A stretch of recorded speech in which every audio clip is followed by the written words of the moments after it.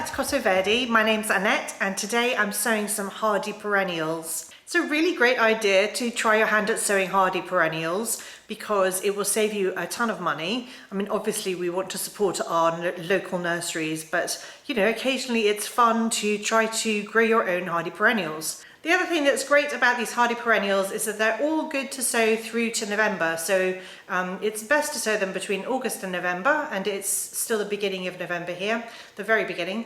But if you miss your slot, you could always sow them late winter, early spring, and they should still get the natural cold stratification that they require. If you don't know the difference between a hardy perennial and an annual, a hardy perennial is one that will come back year after year, whereas an annual you have to sow every single year. What I'm going to do today is tell you what I'm sowing, and I'll put a picture up on the screen so you can see what it looks like. I'll tell you a little bit about the plants and then I'll show you how I'm going to sow them. So the first plant that I'm sowing today is called Angelica Archangelica, and this is a plant that you can actually eat. So it's got edible stems and roots, and it's said to taste a bit herbally but also a bit like juniper berries, and so it's used for flavouring things. So the root is used in France for flavouring a liqueur called chartreuse, but it can also be used to flavour gin.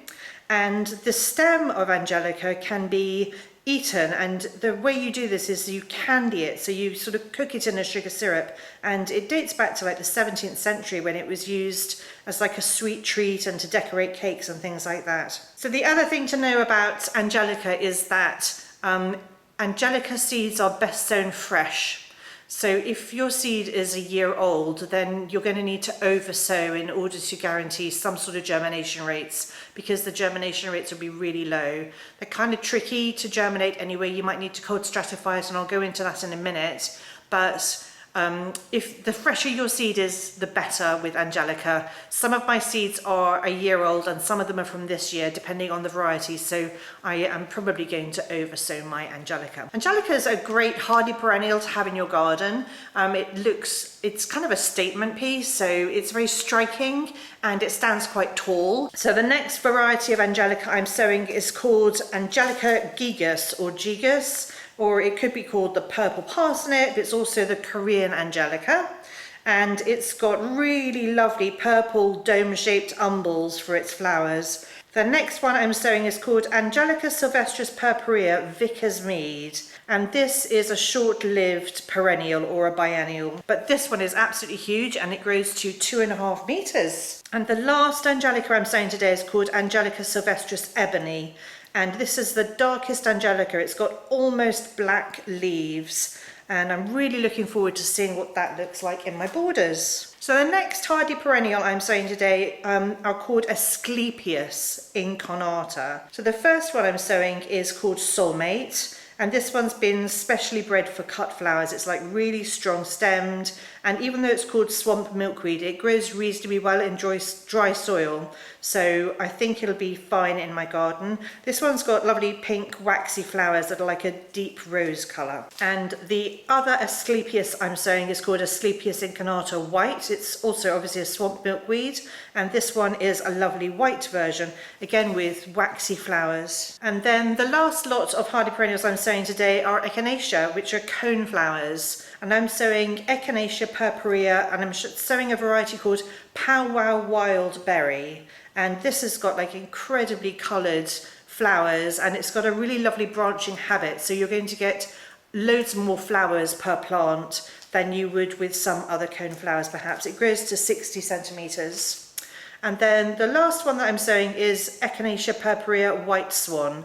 And obviously this is a lovely white one, and the petals sort of droop downwards a little bit, and I'm really looking forward to that one. All three hardy perennials that I'm sowing today, so the Angelica, the coneflowers and the swamp milkweed, all need pretty much the same conditions in order to germinate. So they all need light to germinate. So I'm just going to cover them with a light layer of vermiculite, a very thin layer of vermiculite, and I'm not going to cover them with any compost at all because I want the light to come through. And then they all need to be cold stratified, probably. They're unlikely to germinate without some sort of cold stratification.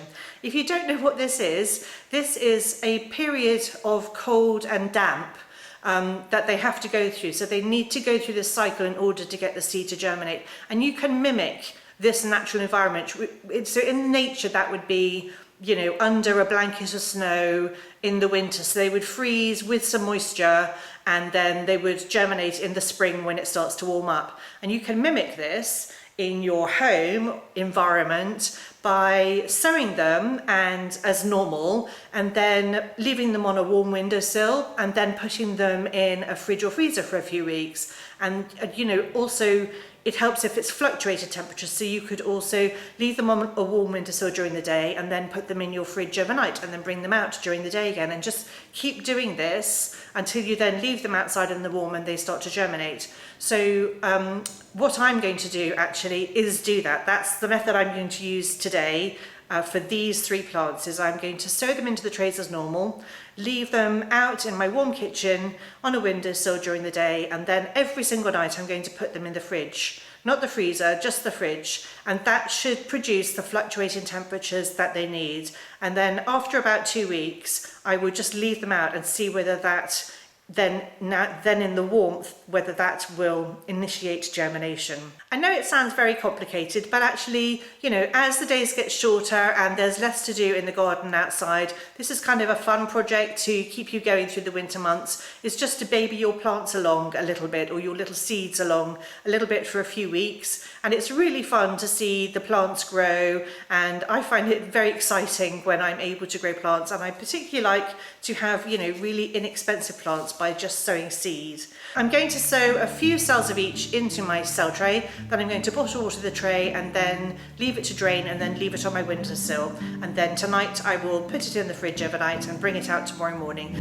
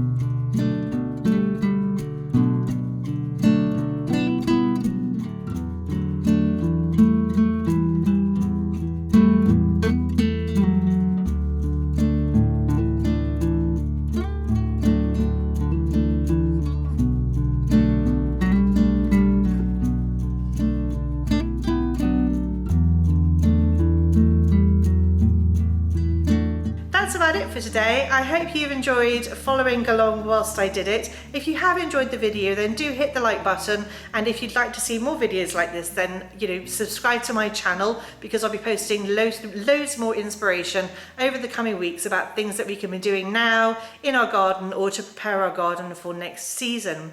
Anyway, thank you so much for watching, and I'll see you all next time. Stop laughing. Stop laughing. Hi everybody. Oh, I'll just start again. Just gonna start again. I'm starting again. Stop laughing. Okay, this is the last time I'm starting again.